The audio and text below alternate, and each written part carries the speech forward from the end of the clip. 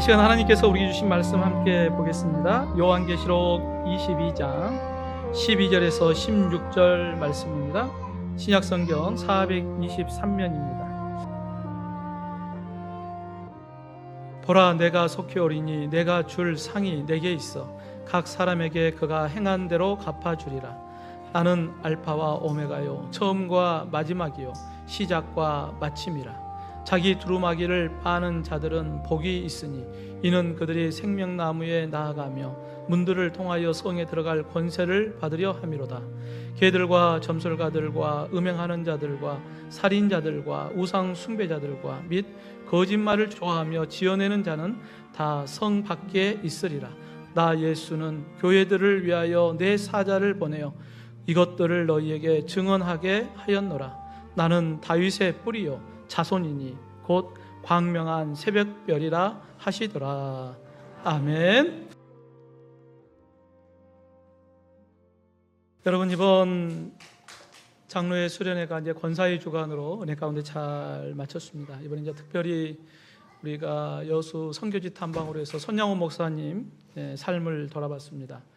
손양호 목사님께서 나병 환자들을 섬겨주었던 그 사랑의 섬김들, 그리고 일제 강점기 때 신사참배를 거절하면서 옥살이를 해야 했던 신앙의 또 절개, 그리고 이제 두 아들 동인동신을 죽인 살인자를 용서하고 양아들을 삼아주었던 사랑의 용서,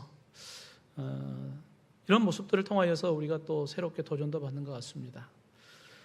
손양호 목사님께서 이제 6.25 때 북한군에 의해서 순교를 당하고 장례를 치를 때 이제 장례의 상주가 바로 이제 양아들 삼았던 안재선 씨가 이제 상주를 하면서 가장 슬퍼했다라고 하는 기록이 있습니다. 이번 선교지 탐방 때 이제 우리 관광버스로 같이 갔다 왔는데, 운전해 주신 분들은 이제 신앙생활 안 하신 분인데 이번에 선교지 탐방하면서 같이 다녔죠. 손양호 목사님. 그러면서 이제 운전해 주셨던 기사분이 하시는 이야기가 손양호 목사님의 훌륭한 삶을 배울 수 있어서 참 좋았다라고 하는 그런 고백을 하더라고요. 여러분, 우리의 삶을 통하여서 세상의 빛과 소금의 삶을 살아간다는 것 쉽지는 않지만, 우리의 삶을 통하여 믿지 않는 사람들이 예수를 믿는 사람들은 이러한 삶을 사는구나 라고 하는 그러한 도전을 주는 것 같습니다.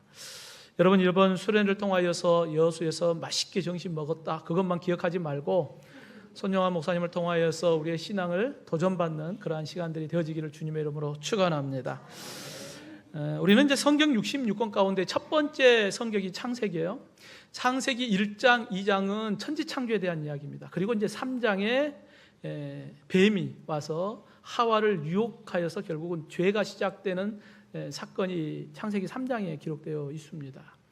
그리고 요한계시록은 22장까지 있는데 20장에 사단의 정체가 드러나고 그 사단이 어떻게 되는가, 하나님의 심판을 받아서 불못 심판에 던져지는 마지막의 모습, 그리고 이제 21장과 22장 마지막에는 새하늘과 새 땅에 대한 이야기로 성경은 마치게 됩니다. 그러니까 성경책을 반으로 딱 접으면 창세기와 요한계시록이 딱 만나는데, 그 새하늘과 새 땅, 천지창조와 새하늘의 새 땅이 딱 만나요.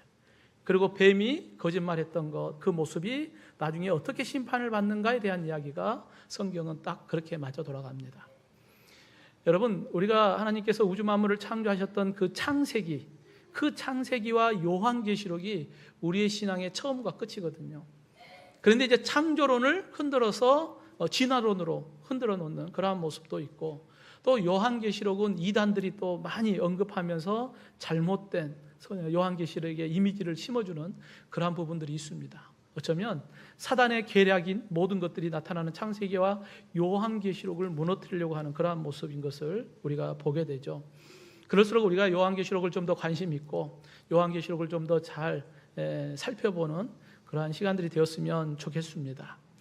여러분, 요한계시록은 AD 95년경에 로마 황제였던 도미티안 황제 때 기록이 됐거든요.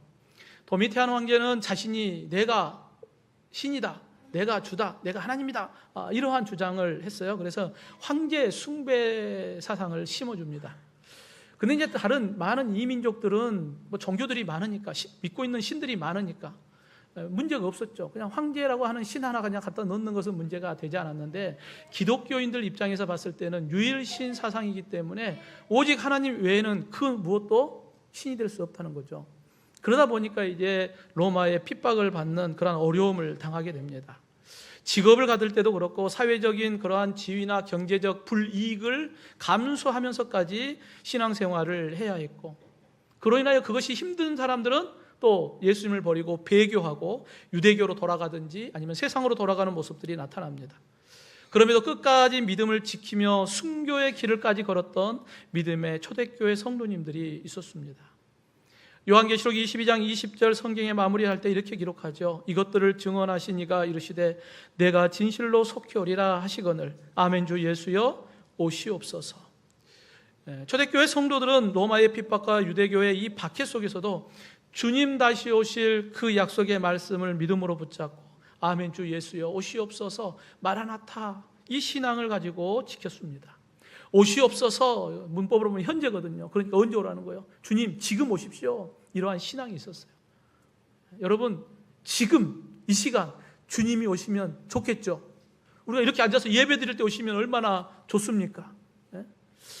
여러분 고난과 핍박 이 순교의 순간에서도 다시 오실 예수님의 그 약속의 말씀을 붙잡고 소망하며 인내하며 부르짖어 기도했던 초대교회의 모습들, 여러분 오늘날 같이 예수님을 믿는 신앙생활 하는데 뭐 어려움 없고 내가 언제든지 예배할 수 있고 이러한 상황 가운데 있으면서도 우리가 오히려 2000년 전 믿음을 지켰던 선배들의 그 신앙의 모습보다 연약한 우리의 모습이 아닌가 하는 생각도 해봅니다.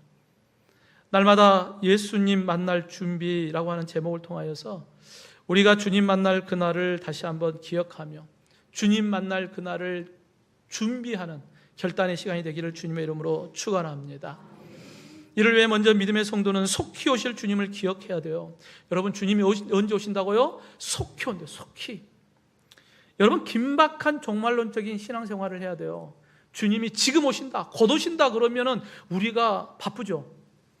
그런데 아직 멀었어 그러면은 신앙이 나태해질 수밖에 없겠죠.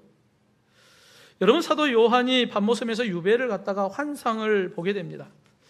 요한계시록에 보면은 성령에 감동되어요. 그러니까 환상을 볼 때마다 성령께서 감동을 주셔서 환상을 보게 하셔요. 요한계시록의 말씀은 예수 믿고 구원받는 사람들, 새 하늘과 새 땅, 새 예루살렘 성에서 누릴 그 영광을 말씀하고 있거든요. 이 날이 멀리 있는 것이 아니라 속히, 그 날이 속히 오리라 라고 말씀하고 있습니다. 그러므로 믿는 우리들도 다시 오실 예수님을 만날 준비를 잘 해야죠. 그래서 오늘 본문 12절 말씀에 보라 내가 속히 오리니 내가 줄 상이 내게 있어 각 사람에게 그가 행한 대로 갚아주리라 라고 말씀하고 있습니다. 여러분 이 요한계시록 22장에 반복되는 말씀이 있어요. 보라 내가 속히 오리니 라고 하는 말씀이 7절, 12절, 20절 세 번 반복이 돼요. 여러분 속히 온다는 건 시간적 개념이거든요. 속히 온다, 얼마 남지 않았다 이 말이거든요. 그리고 이걸 반복해서 이야기한다는 것은 유대인들이 글 쓸 때 반복은 강조거든요. 그리고 반드시 이루어진다라고 하는 이런 약속, 강조하는 부분이 있어요. 그러니까 예수님은 반드시 내가 속히 올 것이다 라고 하는 이 약속의 말씀이 그대로 성취될 것에 대한 이야기를 하고 있습니다. 성도 여러분, 예수님은 언제 오십니까? 속히 오십니다. 아멘입니까? 네, 주님은 속히 오셔요. 지금 주님이 맘만 먹으면, 하나님께서 결정만 하시면 지금도 올 수 있는 거예요. 그렇기 때문에 우리가 종말이라고 하는 개념을 가질 때 크게 두 가지가 있어요. 하나는 개인적 종말이에요. 하나님이 나를 불러 가시면 그게 나에게는 이제 마지막이잖아요. 더 이상 기회가 없죠. 그런데 여러분, 우리가 언제 하나님이 나를 불러 가실까 우리는 모르잖아요. 그렇죠? 전도하다 보면 어떤 분들이 그래요. 나중에 시간 나면, 지금 내가 바쁘니까 나중에 시간 나면. 근데 그분에게 시간이 있을지 누가 장담을 합니까? 오늘이라도 하나님이 그 영혼을 데려가 버리면 기회가 없는 거죠. 그렇기 때문에 나에게 이 마지막의 때라고 하는 것은 오늘이에요. 지금이에요. 현재입니다. 그건 멀리 있는 것이 아니라 언제든지 주님이 나를 부르시면 우리는 모든 것을 다 내려놓고 가야죠. 아멘입니까?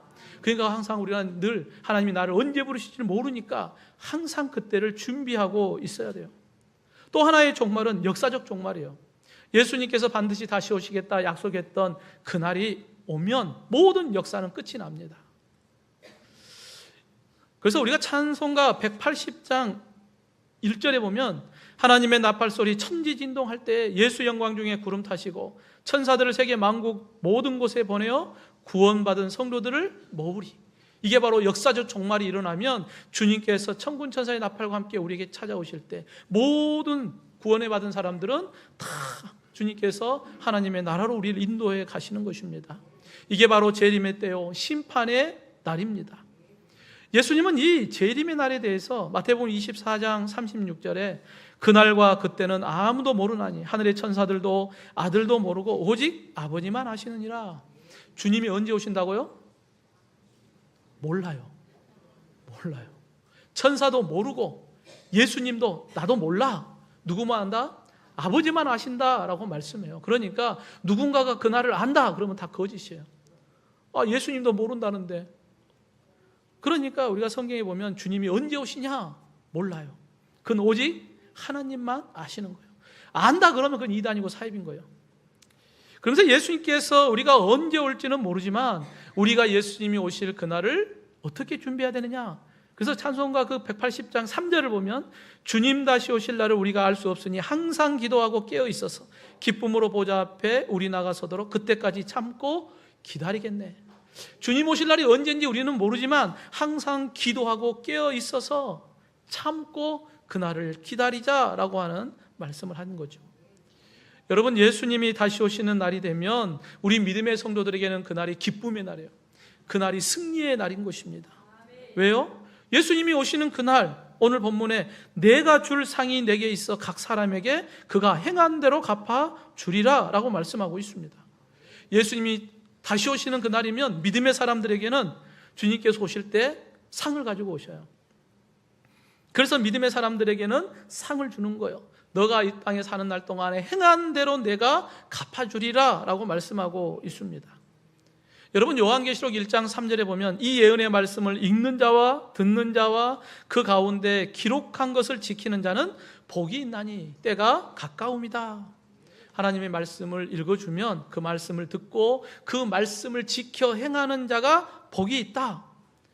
여러분, 그 복이 어떤 복일까요? 먼저는 예수 믿는 사람에게는 구원의 복이에요. 아멘입니까? 그 다음에 예수 믿는 사람들에게는 이 땅에서 행한 대로 주시는 행함의 복이에요. 상급입니다.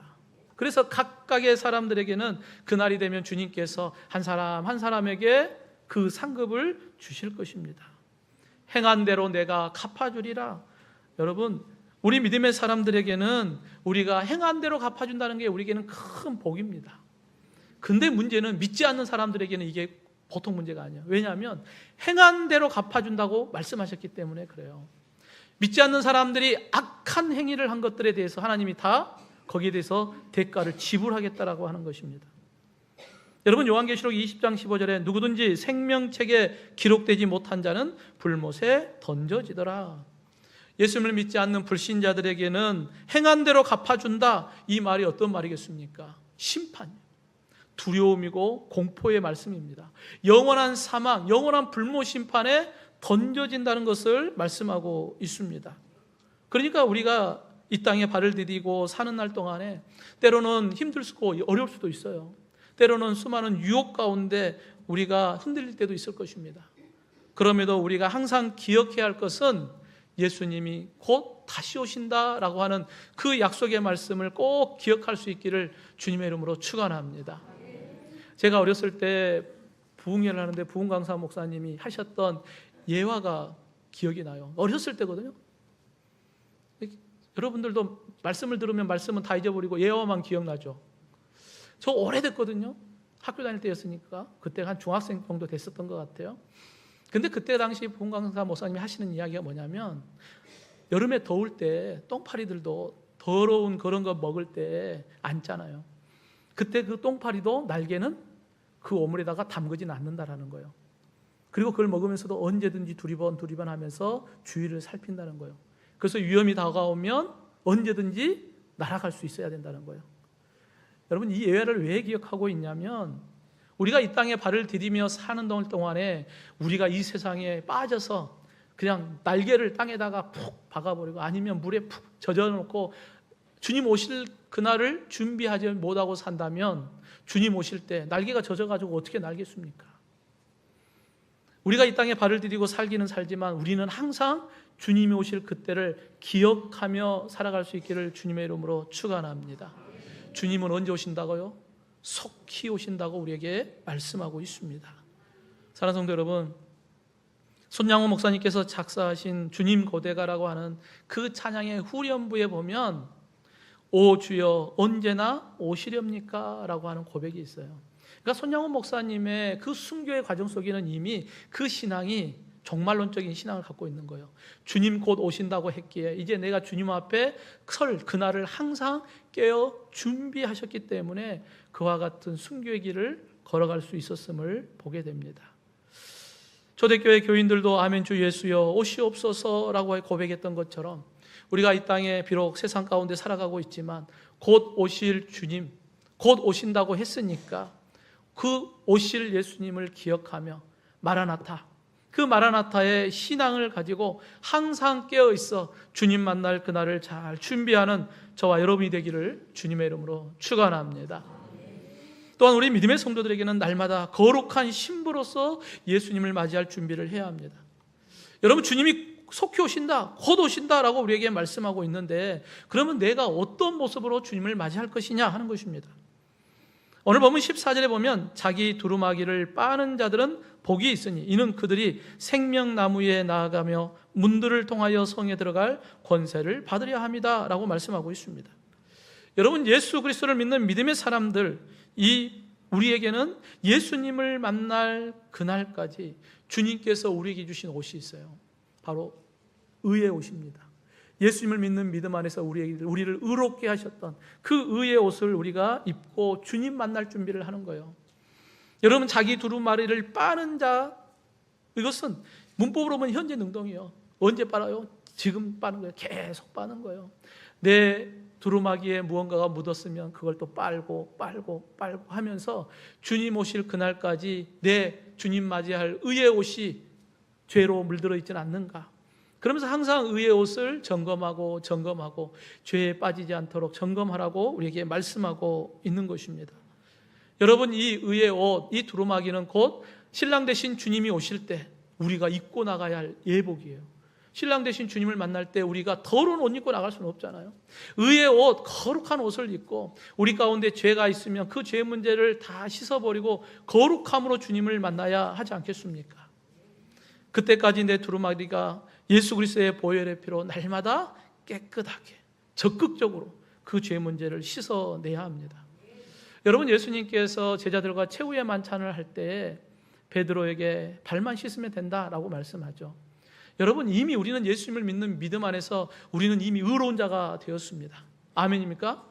우리는 이미 예수 믿는 믿음 안에서 의로운 자가 되었고 하나님의 거룩한 자녀가 되었고 생명책에 우리의 이름이 기록되어 있음을 여러분 믿으시기를 주님의 이름으로 축원합니다.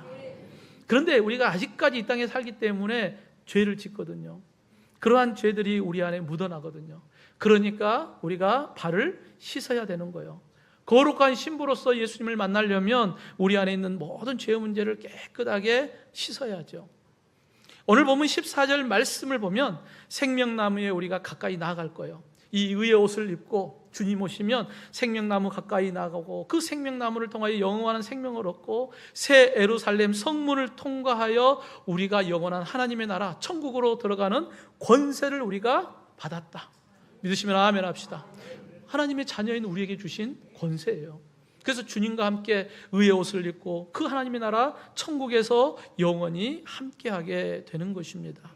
하지만 믿지 않는 사람들은 하나님의 나라에 못 들어가죠. 그 새 예루살렘 성문 안으로 들어갈 수가 없어요. 왜냐하면 의의 옷을 입지 않았기 때문입니다. 본문 15절 말씀해 보면 개들과 점술가들과 음행하는 자들과 살인자들과 우상 숭배하는 자들과 및 거짓말을 좋아하며 지어내는 자는 다 성 밖에 있으리라. 하나님의 나라 천국에 들어가지 못하고 다 성 밖에 있는 거예요. 그러면 결국은 새 예루살렘 성에 들어가지 못한 자들은 둘째 사망에 던져지는 자들이죠. 여러분, 이 15절 말씀에 예루살렘에 들어가지 못하는 자의 마지막이 어떤 모습이에요? 거짓말을 좋아하는 자들이라고 말씀하고 있습니다. 여러분, 창세기 3장에서 사단의 정체가 뭐예요? 거짓말하는 자거든요. 마지막 요한계시록에 마지막 천국에 못 들어가는 자 그러면서 언급하는 게 거짓말하는 자예요. 여러분, 성경에 보면은 이와 같이 거짓말로 시작했다가 거짓말로 끝이 나요. 이들은 천국에 들어갈 수가 없다. 이들의 정체는 곧 사단이요 마귀인 것입니다. 그래서 요한복음 8장 44절에 이 사단의 정체에 대한 이야기를 하죠. 너희는 너희 아비 마귀에게서 났으니 너희 아비의 욕심대로 너희도 행하고자 하느니라. 그는 처음부터 살인한 자요 진리가 그 속에 없으므로 진리에 서지 못하고 거짓말을 말할 때마다 제 것으로 말하나니 이는 그가 거짓말쟁이요 거짓의 아비가 되었습니다. 여러분, 사단의 정체가 뭐예요? 거짓이에요. 거짓의 아비예요. 하나님의 진리가 아닌 비진리를 이야기합니다. 이들에게는 영원한 불못 심판에 던져진다고 말씀하고 있습니다. 오늘날에도 거짓말하는 자들이 많죠. 바로 이 사단의 거짓말하는 자들, 이단 사이비들, 많은 사람들의 그 영혼을 유혹하여서 영원한 불못 심판에 던져질 자로 그들을 끌고 가고 있는 그러한 모습을 봅니다. 성도 여러분, 진리의 말씀과 성령 안에서 잘 분별할 수 있기를 주님의 이름으로 축원합니다. 무엇이 진리인지 무엇이 비진리인지를 우리가 잘 분별해야 합니다. 사랑하는 성도 여러분, 우리 주님 다시 오실 그날이 가까울수록 시대는 점점 강팍해질 거예요. 수많은 미혹의 영이 우리를 미혹할 것입니다. 마치 우는 사자와 같이 삼킬 자를 찾는 것처럼 우리를 넘어뜨리려고 할 것입니다. 그때마다 항상 말씀과 기도로 깨어있어 거룩한 그리스도인으로서 주님 만날 그날을 잘 준비하는, 예수 그리스도의 보혈의 피로 늘 거룩함으로 살아가는 저와 여러분이 되기를 주님의 이름으로 축원합니다. 마지막으로 믿음의 성도들은 어둠 속에서도 새벽별 같은 예수 그리스도를 소망하며 끝까지 인내하는 거예요. 여러분, 초대교회 성도들 예수님께서 곧 오신다, 안 오시잖아요. 주님이 곧 오겠다고 했잖아요. 근데 안 오시잖아요. 그럼 얼마나 낙심되겠습니까? 현실은 로마의 박해로 인하여서 힘들고 어려운데, 유대교의 핍박으로 인하여서 참 삶이 힘들고 고달픈데, 함께 신앙생활했던 형제는 잡혀갔는데 살아있는지 죽었는지 알지 못하고, 나도 내일 끌려갈 수도 있겠네라고 하는 두려움 가운데 있으면서 주님 곧 오신다고 했는데 그걸 견디지 못한 분들은 배교하고 다시 유대교로 돌아가고 다시 세상으로 돌아갑니다. 하지만 그 약속의 말씀을 끝까지 믿음을 지켰던 성도들은 보라 내가 속히 오리니라고 하는 그 약속의 말씀을 믿고 인내하며 신앙을 지켰습니다. 성도 여러분, 우리가 이 세상 사는 날 동안에 예수님을 믿는 믿음 안에서 믿음을 지키며 살겠다라고 하지만 쉽지 않죠. 그럼에도 주님은 우리에게 말씀합니다. 마태복음 16장 24절에 예수께서 제자들에게 이르시되 누구든지 나를 따라오려거든 자기를 부인하고 자기 십자가를 지고 나를 따르라고 우리에게 말씀하고 있습니다. 우리 믿음의 성도들에게 자기를 부인하고 자기 십자가 지고 예수님을 따라오라고 우리에게 말씀하고 있습니다. 여러분, 직분과 사명의 십자가를 지고 가시는 분들이 있잖아요. 믿음의 자리를 지키면서 어떻게든 주님과 함께 하겠다고 힘들고 어려워도 주님을 의지하면서 가는 성도들이 있지 않습니까? 그 십자가가 때로는 힘들 수도 있고 어려울 수도 있을 것입니다. 그럼에도 그 십자가를 우리가 감당해야 하는 이유는 주님이 나에게 주신 십자가이기 때문에 그래요. 그 십자가를 통하여 주님 오실 때까지 우리가 충성되이 감당하라고 주셨으니까 여러분, 끝까지 믿음으로 인내하며 자기 십자가를 지고 주님 따라갈 수 있기를 주님의 이름으로 축원합니다. 주님 다시 오시는 그날 우리는 생명나무로 나가서 새 예루살렘 성문을 지나 주님과 함께 영원한 하나님의 나라 천국에 들어가게 될 것입니다. 그 날을 바라보면서 우리가 인내하며 견뎌내는 것입니다. 그럼 여러분 한번 생각해 보십시오. 옛날에는 저희 할머니 이렇게 되신 분들은 결혼할 때 누구랑 결혼한지도 모르고 결혼했다가 첫날 밤에 처음 얼굴을 본다고 그러더라고요. 그러신 분들 여기 계신가요? 첫날 밤에 신랑 신부 서로 얼굴을 처음 봤대요. 누구한테 가는지도 모르고. 여러분, 우리가 신랑 되신 예수님을 만나서 신부로서 주님과 함께 의의 옷을 입고 하나님의 나라 천국에 들어갑니다. 할렐루야. 그런데 신랑이 누구인지 모르면 인내하기가 어렵죠. 여러분, 오늘 본문에 보면 예수님이 누구인가, 어떤 분인가를 우리에게 말씀해요. 먼저는 본문 13절에 보면 나는 알파와 오메가요, 처음과 마지막이요, 시작과 마침이다. 우리 신랑 되신 예수님은 누구냐? 역사의 주관자이심을 말씀해요. 우주 만물을 창조하실 때도 계셨고, 그분이 우리를 위하여 인간의 몸으로 우리에게 찾아오셨어요. 성육신의 사건, 인류의 모든 죄를 대속하기 위하여 자신의 생명을 내어주신 십자가의 사건, 그리고 사흘 만에 다시 부활하심으로 부활의 첫 열마가 되어서 우리에게 부활의 소망을 주신 예수 그리스도, 그리고 예수님께서 승천하시고 반드시 다시 오시겠다 우리에게 약속해 주셨습니다. 그 예수님이 다시 오시는 그날에 하나님의 모든 구원의 구속사는 성취가 되고 마무리가 되는 것입니다. 그래서 예수님은 시작과 마침이 되는 것입니다. 그래서 오늘 본문에 예수님은 누구이시냐? 알파와 오메가요, 처음과 마지막이요, 시작과 마침이다. 여러분, 모든 것이 주님 안에 있는 것입니다. 그러기에 우리가 이 믿음을 가지고 오늘도 사도들의 신앙의 고백을 우리가 함께 하는 것 아니겠습니까? 거기로부터 살아있는 자와 죽은 자를 심판하러 오실 것이다 라고 하는 그 신앙의 고백을 통하여서 주님 오시는 그날까지 우리가 끝까지 믿음의 길을 걸어가자. 여러분, 어떠한 유혹이 오고 어떠한 고난이 와도 다시 오실 주님을 끝까지 믿고 인내하며 승리할 수 있기를 주님의 이름으로 축원합니다. 또한 예수님은 어떤 분이냐? 본문 16절 말씀에 나 예수는 교회들을 위하여 내 사자를 보내어 이것들을 너에게 증언하게 하였노라. 나는 다윗의 뿌리요 자손이니 곧 광명한 새벽별이라 하시더라. 예수님께서 내 사자를 보내어, 이거 목회자들을 의미하거든요. 교회들을 위하여, 이건 성도들을 이야기하게 하는 거예요. 그러니까 예수님께서 내 종들을 보내어서 성도들에게 내가 이야기할 것이다. 그들이 너희에게 증언하게 될 것이다. 무엇을 증언합니까? 나는 다윗의 뿌리요 자손이니 곧 광명한 새벽별이다 라고 증명을 한다라고 하는 것입니다. 여러분, 목회자들이 증언해야 될 것이 있습니다. 물론 하나님의 말씀 따라 순종하면 복을 받습니다. 물론 중요하죠. 그러나 반드시 목회자들이 증언해야 될 게 있어요. 바로 주님 다시 오실 그날, 종말의 때가 있다라는 것, 심판의 날이 있다라고 하는 것, 이것이 주의 종들이 반드시 증언해야 할 하나님의 말씀인 것입니다. 여러분, 예수님은 어떤 분이냐? 다윗의 뿌리요 자손이니 곧 광명한 새벽별이다. 여러분, 예수님은 그냥 갑자기 온 게 아니에요.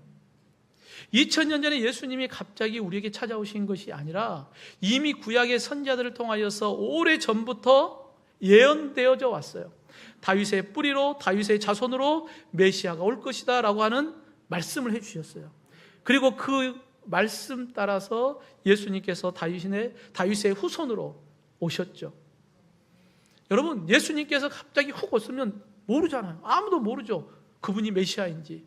그러나 이미 선지자들을 통하여서 오래전부터 구약시대에 예언되어져 왔던 그분이 바로 예수 그리스도이십니다. 그러니까 여러분, 이 땅에서 내가 메시아다, 내가 예수다 그러면 다 가짜예요. 다 사이비 이단입니다. 왜요? 성경에서 예언된 분이 예수님이어야 되는데 사이비 이단은 예언이 아니잖아요. 자기 주장이지.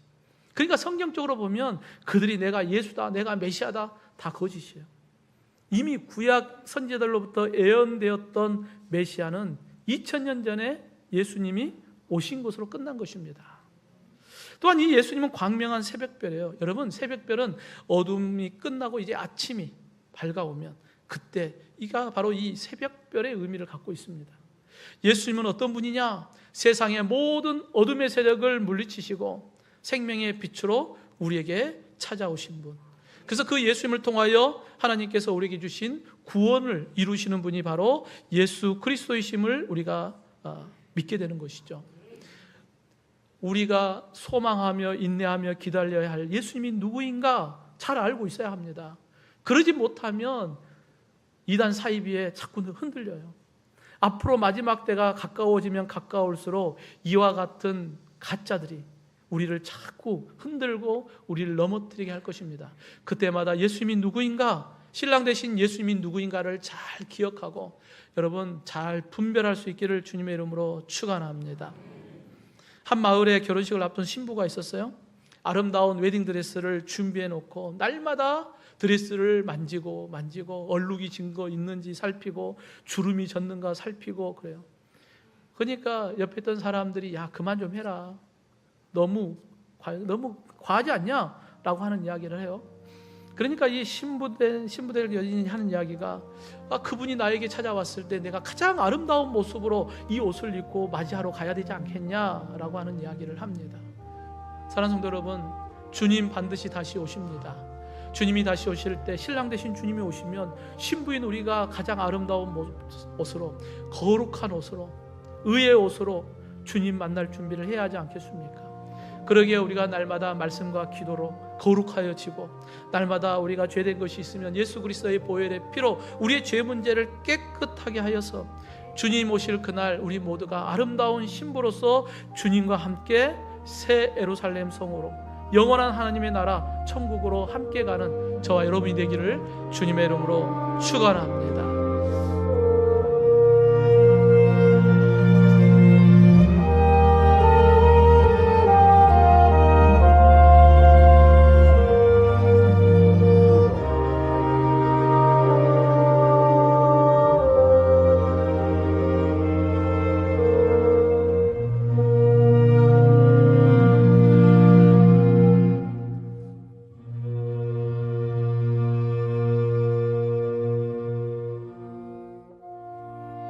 보라, 내가 속히 오리니 내가 줄 상이 내게 있어 각 사람에게 그가 행한 대로 갚아주리라. 나는 알파와 오메가요, 처음과 마지막이요, 시작과 마침이라.